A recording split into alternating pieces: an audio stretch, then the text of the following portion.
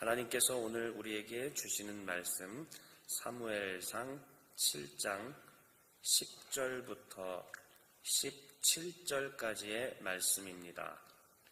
구약 418쪽에 기록된 사무엘상 7장 10절부터 17절까지의 말씀입니다.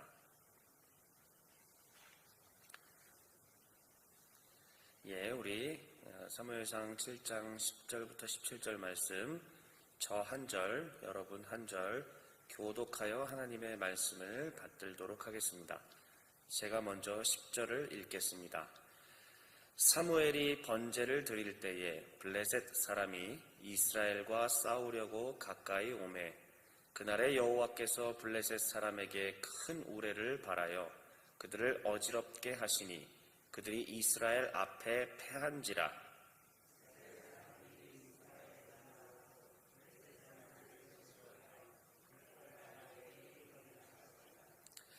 사무엘이 돌을 취하여 미스바와 센 사이에 세워 이르되 여호와께서 여기까지 우리를 도우셨다 하고 그 이름을 에벤에셀이라 하니라.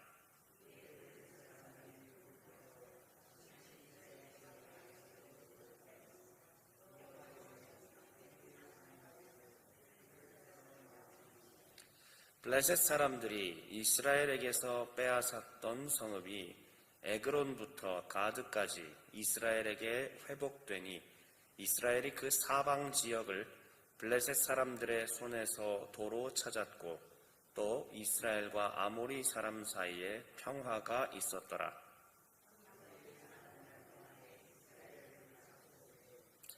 해마다 베델과 길갈과 미스바로 순회하여 그 모든 곳에서 이스라엘을 다스렸고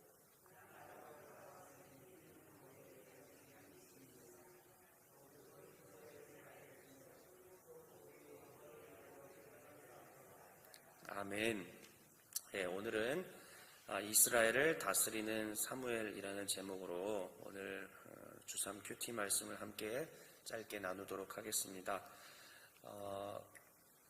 언약궤가 다시 이스라엘로 돌아온 이후에 사무엘이 본격적으로 여호와 하나님의 규례와 율례와 법도를 가지고 신정 통치를 시작했습니다. 사무엘이 신정 통치를 하기까지 이스라엘은 큰 풍파들을 많이 겪게 되었습니다.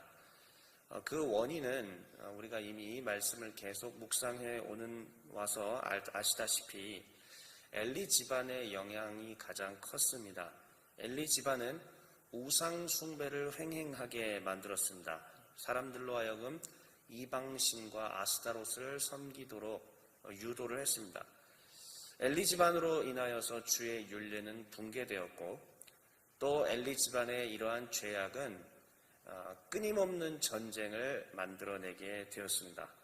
다시 말하면 영적인 타락, 하나님으로부터의 멀어짐은 우리가 살고 있는 이 시대 가운데에서 그리고 내 삶의 현장 속에서 여러 가지 실제적 문제를 야기하기도 한다는 사실입니다.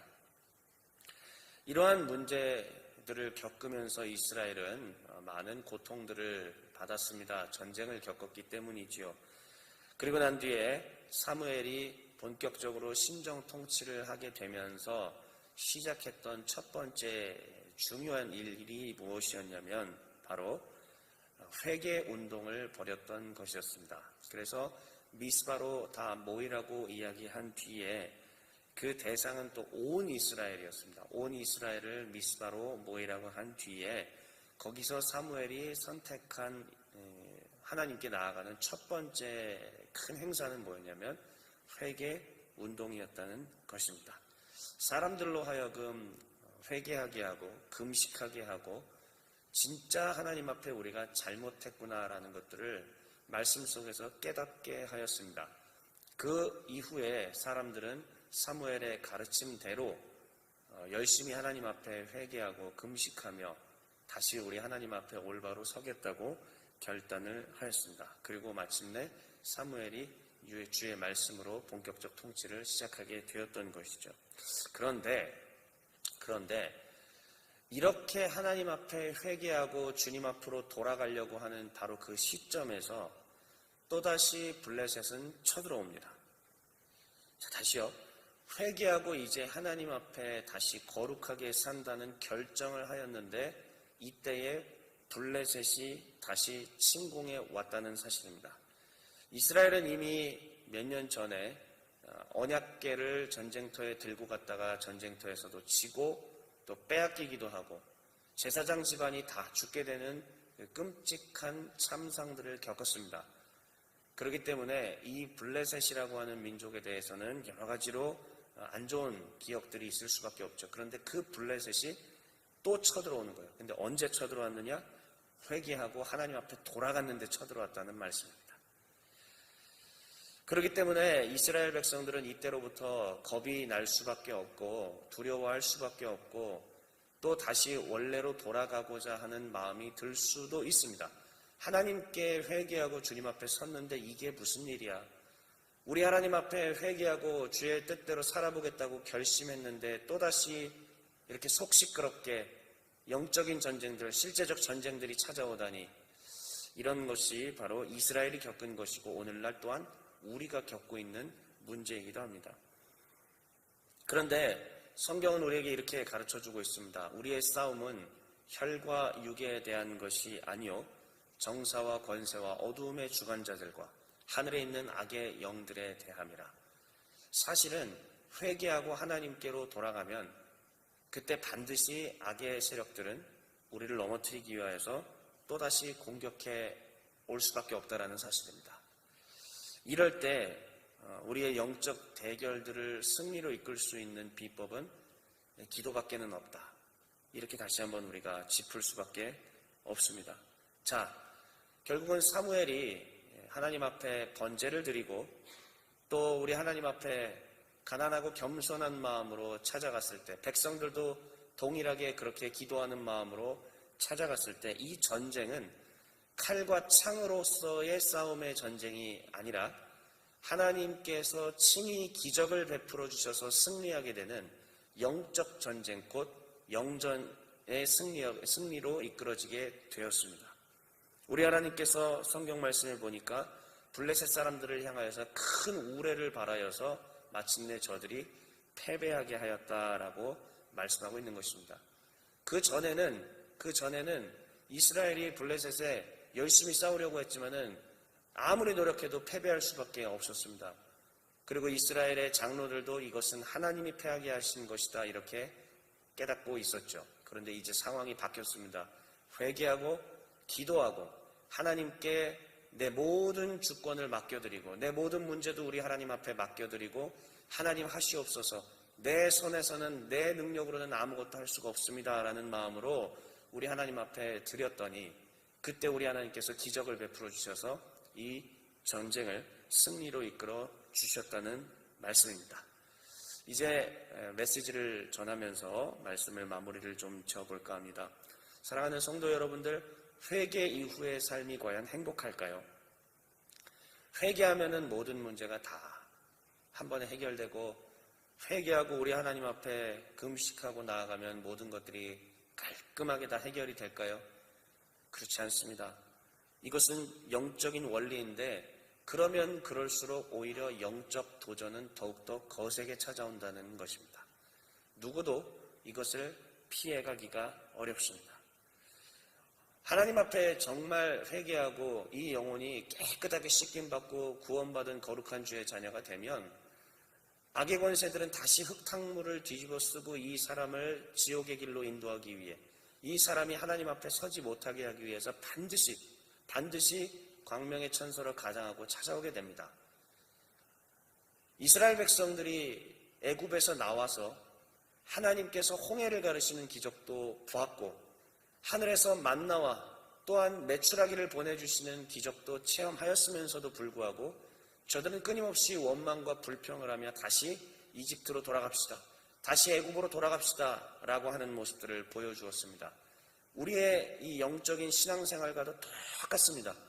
우리 하나님께서 은혜 가운데 기적적으로 우리를 건져주시고 주의 자녀 삼아주시고 하나님의 거룩한 자녀로서 이 땅 가운데 소금과 빛으로서 살아가라고 명령하셨지만 이전 것이 자꾸 그리워요. 또 문제가 찾아왔기 때문에, 힘들기 때문에 하나님 믿어봤자, 예수님 믿어봤자 별 다를 것이 없구나 이렇게 생각하게 만듭니다. 그게 마귀가 하는 것입니다.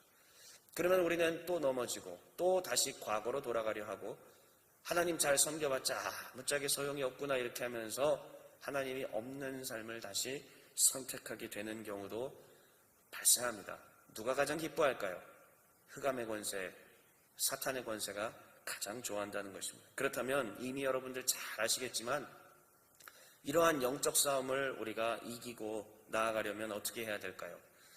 사역을 얼마 되지 않은 짧은 기간 해오고 있지만은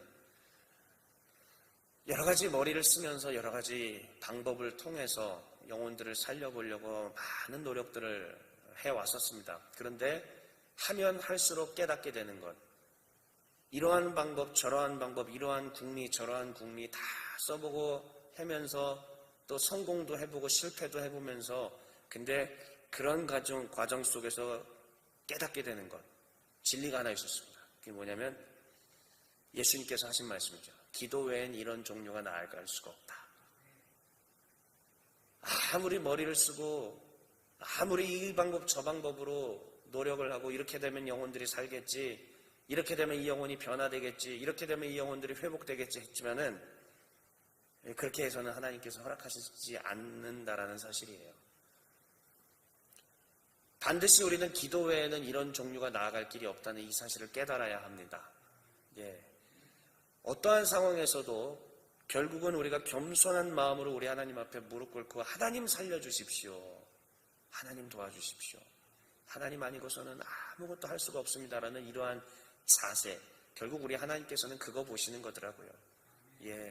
우리 하나님께서는 그것을 보시고 우리의 영혼이 교회 내에서 살아날 때, 공동체가 살아날 때 반드시 찾아오는 그 영적인 도전들, 흑암의 권세의 도전들 속에서 그 자세를 보기를 원하시더라라는 말씀입니다.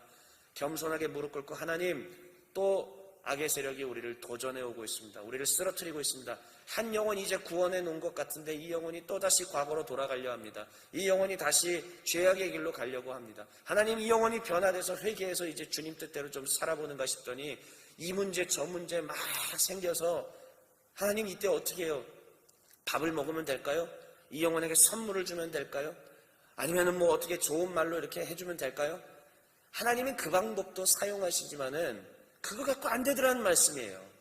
그걸 가지고 골방에 들어가서 아니면 예배당에 와서 우리 하나님 앞에 그 영혼 살려주세요라고 하는 이 기도, 한 영혼을 천하보다 귀하게 여기시는 우리 하나님 앞에 나와서 그 영혼 붙들고, 하나님 이 영혼을 꼭 내가 하나님께로 인도하고 싶은데 주님, 나는 무기력하고 무력하고 무능력해서 아무것도 할 수가 없어요, 하나님 도와주십시오.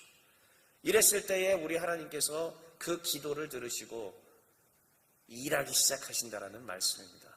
내 힘으로 싸웠을 때는 넘어질 수밖에 없으나 우리 하나님이 주도권을 쥐고 싸우시면은 하늘의 큰 우레를 발하여서라도 반드시 블레셋과의 전쟁을 승리로 이끌어주시는 하나님이심을 믿으시기를 바랍니다.